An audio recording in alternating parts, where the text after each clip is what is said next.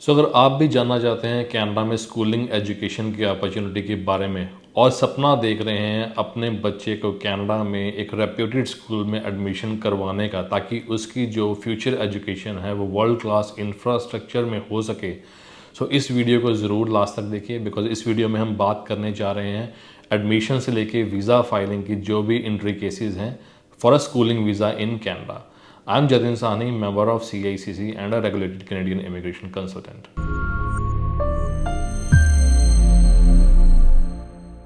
हमें बहुत सारी इंक्वायरीज आती रहती हैं कि कनाडा में स्कूलिंग अपॉर्चुनिटीज़ को लेके क्या फ्यूचर है। इसके रिगार्डिंग वी हैव एसोसिएशन और हमारे पास लाइसेंस है कनाडा के एक रेप्यूटेड प्राइवेट स्कूल का जिसके कि अंदर आप अपने बच्चे को ग्रेड 9 से ग्रेड 12 तक की एजुकेशन दिलवा सकते हैं। जो इसके सराउंडिंग जितने भी रूल्स एंड रेगुलेशंस हैं, रिक्वायरमेंट्स हैं, एंट्री रिक्वायरमेंट्स और वीज़ा एप्लीकेशन को लेके क्या क्या चैलेंजेस हैं उसके बारे में हम बात करते हैं डिटेल में। और एक क्वेश्चन आंसर टाइप सेशन के तरीके से मैं आपको रिस्पॉन्स करूंगा इसके अंदर बिकॉज हमारे पास जो क्वेरीज आई हैं, जो हमने कंसल्टेशंस करी हैं, उसमें बहुत से कॉमन क्वेश्चंस होते हैं जो पेरेंट्स के होते हैं। वी आर होपफुल कि जो इस वीडियो के थ्रू जो भी क्वेरीज हैं, जो भी और टेक्निकल एस्पेक्ट्स हैं कनाडा की स्कूलिंग वीज़ा एप्लीकेशन को लेके उसके उसके लिए आपको जो क्लैरिटी मिल सकेगी। सबसे पहले बात करते हैं कि बेसिकली स्कूल जो है, जिस स्कूल की हम बात कर रहे हैं वो एक प्राइवेट स्कूल है जो कि ओंटारियो और जो कंप्लीशन के बाद ओंटारियो सेकेंडरी स्कूल डिप्लोमा की जो क्वालिफिकेशन है वो मिलती है। और नॉर्मली इसमें जो एंट्री एज रहती है वो लेस देन 18 ईयर्स के जो भी बच्चे हैं वो ग्रेड 9 से ग्रेड 12 तक के बीच में डिपेंडिंग अपॉन योर एज वो इसमें एडमिशन ले सकते हैं। नेक्स्ट क्वेश्चन जो आता है इसके अंदर कि इनटेक्स कौन से अवेलेबल हैं। फॉर एग्जांपल नॉर्मली इंडिया में जो स्कूलिंग एजुकेशन होती है उसमें सेशन मार्च में ख़त्म होते हैं।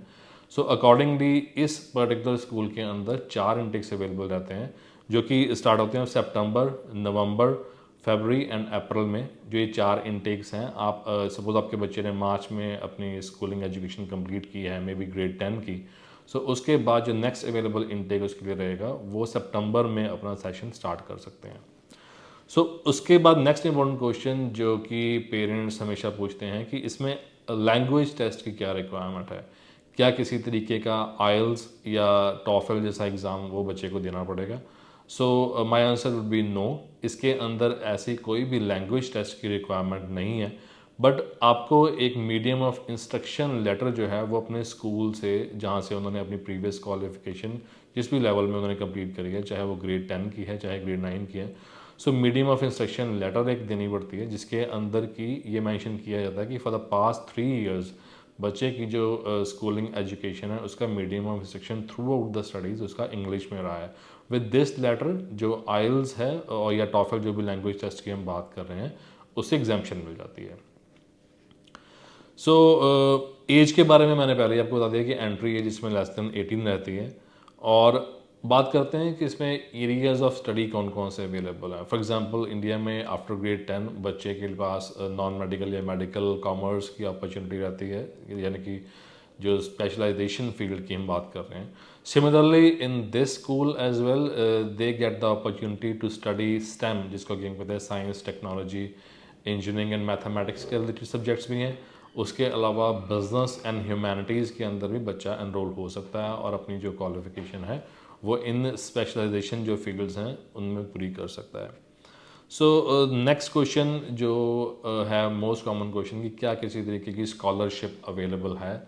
Definitely yes, depending upon your kids performance in जो एंट्री एग्जामिनेशन जो भी उसने दी है, लाइक ग्रेड 10 है, इन केस अगर उसने ग्रेड 11 में एडमिशन लेनी है तो उसकी परसेंटेज ऑब्वियसली अगर उन्होंने अच्छा स्कोर किया है so will send the results to the school and a request to grant scholarship in such a case, and depending on the decision of the school वो scholarship आपको grant हो सकती है which could be up to $4,000। और next question जो है कुछ question हैं स्पेसिफिकली वीज़ा फाइलिंग को लेके, और ये क्वेश्चंस बहुत ज़रूरी इसलिए भी बिकॉज नॉर्मली स्टूडेंट का कनाडा में पढ़ना या ना पढ़ना उसके सक्सेसफुल वीज़ा के ऊपर डिपेंड करता है। कुछ टेक्निकल जो क्वेश्चंस हैं सराउंडिंग इस तरीके की एप्लीकेशन में, बिकॉज हम जानते हैं कि less than 18 years of age जो है एंट्री एज है इस हाई स्कूल में स्टडी करने के लिए। सो ऑब्वियसली अगर आपका बच्चा माइनर है, less than 18 years of age है, तो उसके लिए कस्टोडियन की रिक्वायरमेंट रहती है as per immigration and Canadian government rules. So obviously आप पूछेंगे कि हु इज़ अ कस्टोडियन।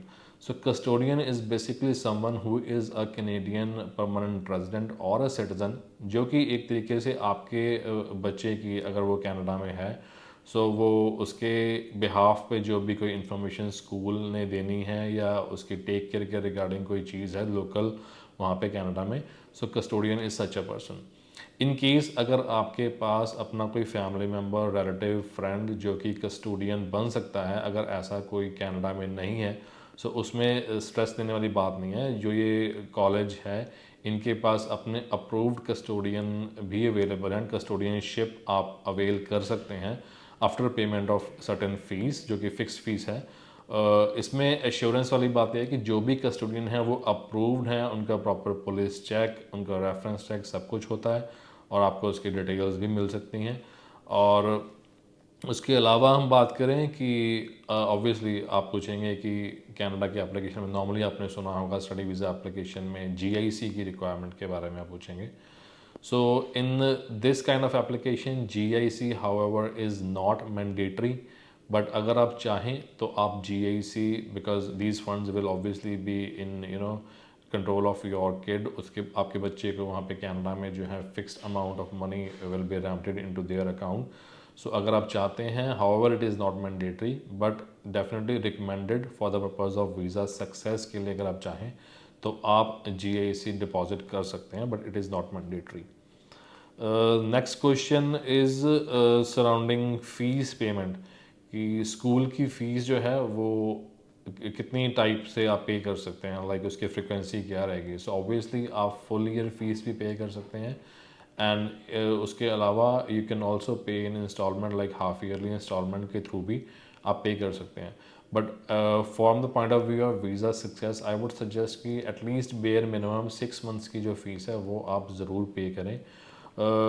मैं एक पॉइंट मिस कर गया जिसमें कि हमने बात करी थी जीआईसी को लेके।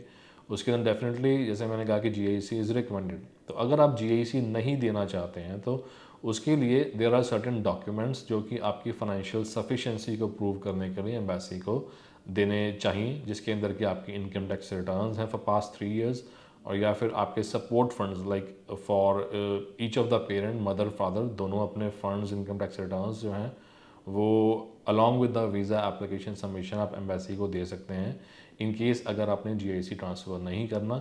ये इसलिए ज़रूरी है कि because the capacity of the sponsoring parent वो एम्बेसी को दिखानी बहुत ज़रूरी है कि आपके पास सफिशेंट फंड्स हैं to fund the future education of the kid.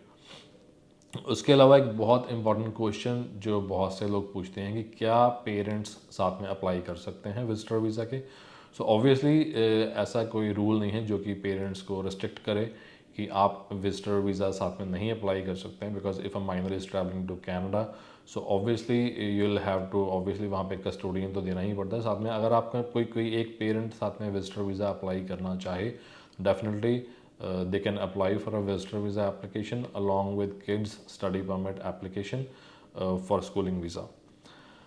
Another important question is surrounding कि after completion of high school what will be future course या path जो है स्टूडेंट के लिए कनाडा में स्टडी का क्या रहेगा। सो ऑब्वियसली जैसे मैंने पहले बताया था बिगिनिंग ऑफ दिस वीडियो कि on completion of grade 12 from this school they will get Ontario Secondary School Diploma, which is acceptable to all major universities in Canada. And obviously this school also has established pathways with all major reputed universities in Ontario and outside of Ontario as well. So after completion of grade 12 वो जिस भी field में study करना चाहते हैं उसके according वो bachelors programme से लेके या फिर कोई भी अंडर ग्रेजुएट डिप्लोमा प्रोग्राम है वो ऑप्ट कर सकते हैं। और इस स्कूल से पढ़े होने के साथ उनको जो एस्टैब्लिश पाथवे है उसके थ्रू भी एंट्री में बहुत लिबरल रहेगा और बहुत आसानी से उनको एडमिशन मिल जाएगी। उसके अलावा बात करते हैं कि जो इस कैंपस की लोकेशन के बारे में बहुत लोगों ने पूछा था कि कैंपस कहाँ लोकेटेड है। So this campus is located in Toronto downtown, which is the major hub of all the major economic activities in and around Ontario. उसके अलावा बहुत सारी कंट्रीज से स्टूडेंट्स जो हैं वो इस कॉलेज में पढ़ते हैं, so obviously your child will get required exposure, international exposure, and also get to know people from different countries and cultures. So और साथ में अर्बन एरिया में होने की वजह से जो भी रिक्वायर्ड उनकी अपब्रिंगिंग है लाइक इन कनाडा, सो उसमें उनको रेलेवेंट एक्सपोजर डेफिनेटली मिलेगा which will ultimately be helpful in the development of his future career and education in Canada.